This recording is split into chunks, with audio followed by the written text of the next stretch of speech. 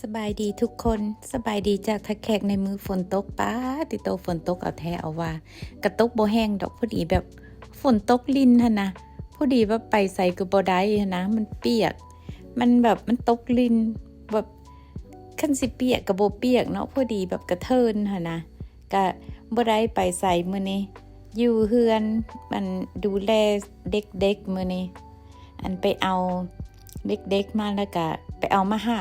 มี5โตเนาะตอนเอามาหั่นนะแล้วตัวหนึ่งหันป่วยแฮงมื่นตาบ่ได้แล้วเฮามื้อแรกก็เอาไปหาหมอแล้วหมอเพิ่นก็เสร็จตาให้ใส่ยายอดตาให้แล้วก็มื่นตาได้แล้วแล้วก็บ่กินเนาะเพิ่นบ่กินข้าวบ่กินนมก็เลยเอากลับไปหาหมอมื้อที่2เอากลับไปหาหมอมื้อที่2หมอก็ใส่น้ำเกลือให้ปะไว้นำหมอเบิดคืนตื่นเช้ามาไปเอามาแล้วก็เอามา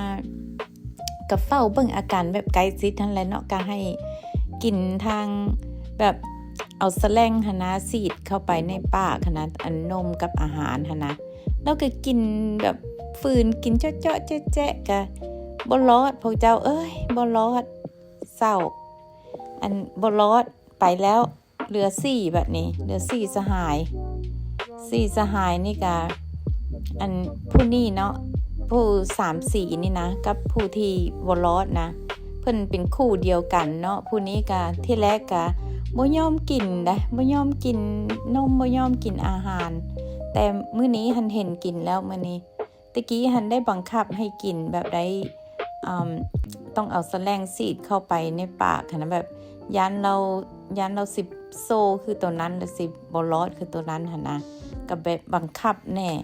แต่มื้อนี้หันลูกมาญาติหมู่กินได้แล้วแต่ก็ผู้นี้หันก็จะซ่าๆในจักหน่อยเนาะอันนี้ก็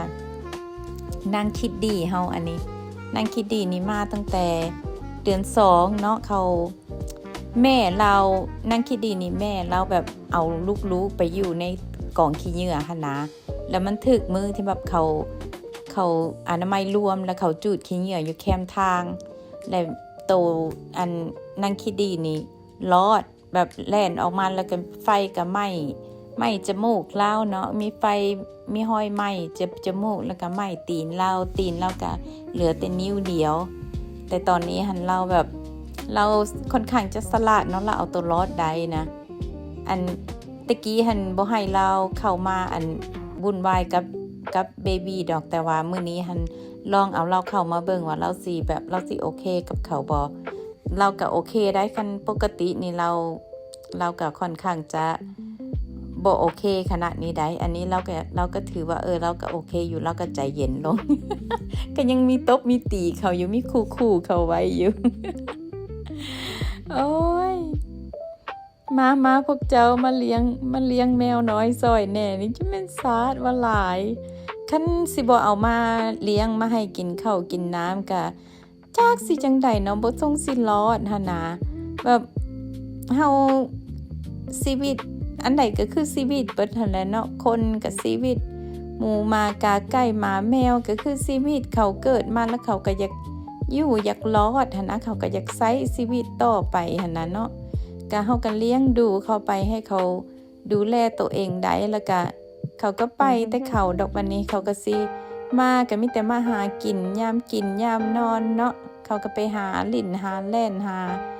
ประสบการณ์ชีวิตของเขาหั่นนะตอนนี้เขาดูแลตัวเองบ่ได้เฮาพอดูแลได้ก็เอามาดูแลไปอันที่จริงความจริงแล้วเป็นคนบ่เลี้ยงหมาเลี้ยงแมวได้หาก็มาเลี้ยงหมาเลี้ยงแมวตอนมาอยู่ประเทศลาวนี่ได้อยู่อเมริกานะจะบ่เลี้ยงหมาเลี้ยงแมวเพราะว่าเฮาบ่มีเวลานะเฮาจะทุ่มเทให้แต่กับลูกหั่นนะถ้าแม่นตัวเองนะเป็นคนที่แบบว่าเฮ็ดอีหยังนะก็ต้องทุ่มเทเต็มที่หั่นนะตอนเฮาเป็นมีหน้าที่เป็นแม่ของลูกเฮาก็ทุ่มเทให้แต่กับลูกหั่นนะเฮาก็บ่ได้เอาเวลาว่าสิมาแบ่งเลี้ยงหมาเลี้ยงแมวหั่นนะแต่ตอนนี้มันเฮาก็พอแบบพอแบ่งความรักความแบ่งข้าวแบ่งน้ำให้ชีวิตอื่นได้เฮาก็เฮ็ดให้ดีที่สุดก็ขอให้เขาอยู่รอดปลอดภัยขอให้เขาใช้ชีวิตไปได้ จนเต็มช่วงชีวิตเขาพุ่นล่ะเนาะคือเฮานี่แหละเฮาก็ยังเกิดมาเฮาก็ยังเฮ็ดทุกสิ่งทุกอย่างเพื่อให้มีชีวิตรอดหั้นนะเขาก็คือสิคือกันกับเฮานั่นแหละทุกชีวิตก็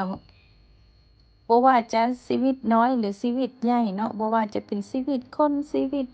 สัตว์ชีวิตหมูชีวิตหมาทุกอย่างทุกคนก็รักชีวิตของตัวเองหั้นนะก็เลยโอ๊ยอดบ่ได้สิเฮ็ดจั่งใดอดบ่ได้แล้วก็เอามาเบิ่งเอามาเรียนรู้เอามาเกลือน้ำเกลือนมเกลือข้าวมื้อนี้นี่ก็พอแต่ได้แต่ส่ำนี้ได้แต่เอาข้าวเอานมเมียนที่อยู่ที่นอนให้เบบีมื้อนี้หั้นนะพระเจ้าเอ้ย ขอบใจทุกคนเด้อที่ติดตามแล้วก็คอมเมนต์มาเพราะว่าเรื่องที่เอ้ยตู้เรากลับมาอยู่ประเทศลาวเราก็ยังบ่ได้มาอยู่เต็มร้อยดอกเนาะก็คือแบบผัวเรายังบ่ทันเกษียณหั้นนะเราก็อาสามาก่อนแบบมาเลาะเบิ่งมา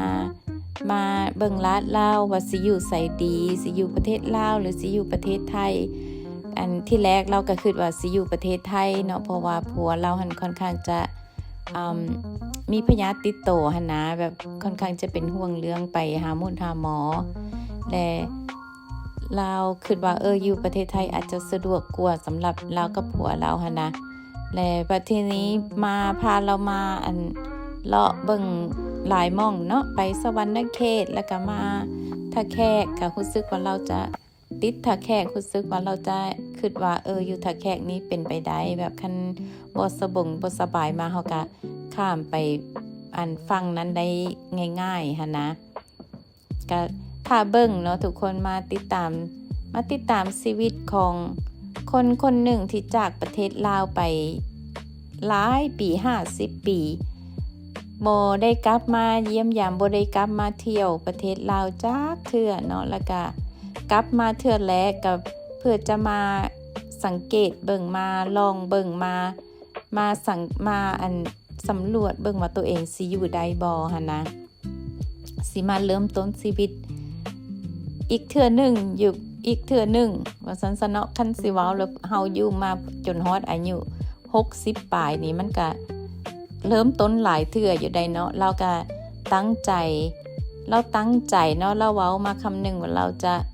สร้างบ้านสุดท้ายอยู่ประเทศลาวมันเป็นคำเว้าที่มันติดในสมองเฮาแล้วก็หลายๆคนก็ติดหลายๆคนก็อันนั้นกับคำเว้าคำนี้เนาะคำที่ว่าบ้านหลังสุดท้ายหั่นนะตอนไปหาเพิ่นตอนไปเซอร์ไพรส์เพิ่นอยู่หลวงพระบางนั่นเนาะเว้าให้เพิ่นฟังว่าโอ้ไปเบิ่งท่าแขกคันแม่นเจ้าคิดมากหรืออีหยังมันก็หาบ่ยากดอกดินดอนอยู่ท่าแขกที่มันแบบเฮาคิดอยากเฮ็ดหยังหั่นนะเราคือที่แรกเราก็คืออยากเฮ็ดสวนเนาะก็เลยว่าเฮาอยากเฮ็ดสวนเฮาก็ไปเบิ่งว่ามันเหมาะบ่สำหรับเฮาแบบเฮามักบ่ต้องไปเบิ่งให้ต้องไปสัมผัสกับตัวเองหั่นนะอันนี้ก็บ่ว่าไผเนาะที่ถามมาว่าคืออยากกลับประเทศลาวอยู่แต่บ่ขาดการติดต่อกับพี่กับน้องแล้วก็บ่ฮู้จักว่าสิไปเริ่มต้นหม้องใดหั่นนะคันให้ค่อยแนะนำเนาะก็แนะนำคำใดคำเดียวคือแนะนำแบบนี้มาตลอดเนาะว่า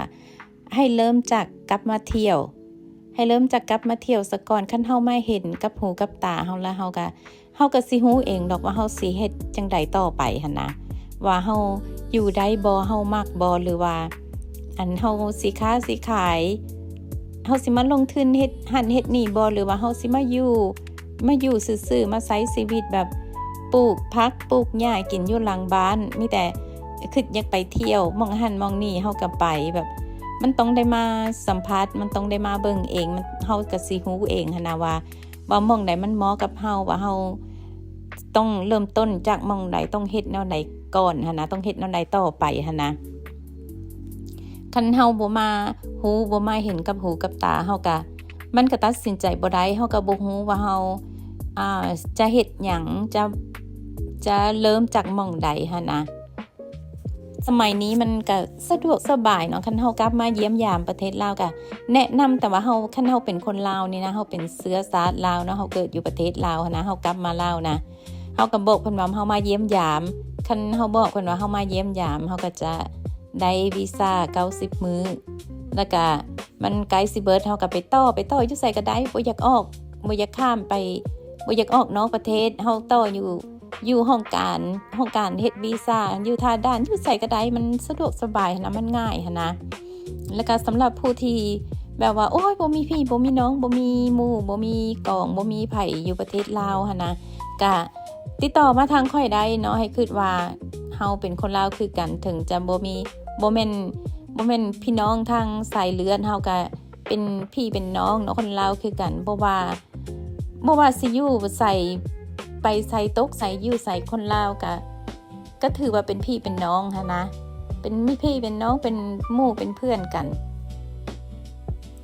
อันโตค่อยเองค่อยก็บ่แม่นว่าตัวเองสิมีความสามารถซอยอีหยังใดกระเดียกระดอดอกก็เพียงแต่ว่าค่อยอยู่ประเทศลาวมาหลายปีเนาะอย่างน้อยถ้าแม่นเจ้าบ่เคยมาจักเทื่อเจ้ามาหาคนที่เขา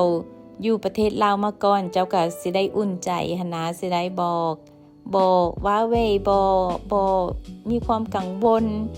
คือเอ้ยตู้นี่เนาะเราก็บ่เคยมาประเทศลาวจักเทื่อแล้วค่อยกับเราก็บ่ได้รู้จักกันมาก่อนเนาะเราก็ติดตามช่องของค่อยมา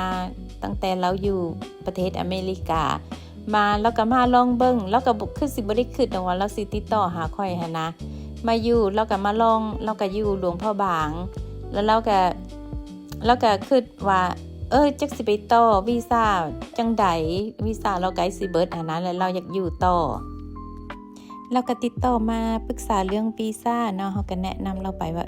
บ่ต้องกังวลเด้อต่ออยู่ไสก็ได้วีซ่านะแต่เฮาเข้าไปต่ออยู่ห้องการก็ได้หรือเฮาสิออกจากประเทศลาวข้ามไปประเทศไทยแล้วก็กลับมาก็ได้เฮาก็แนะนำเราไปหั่นนะ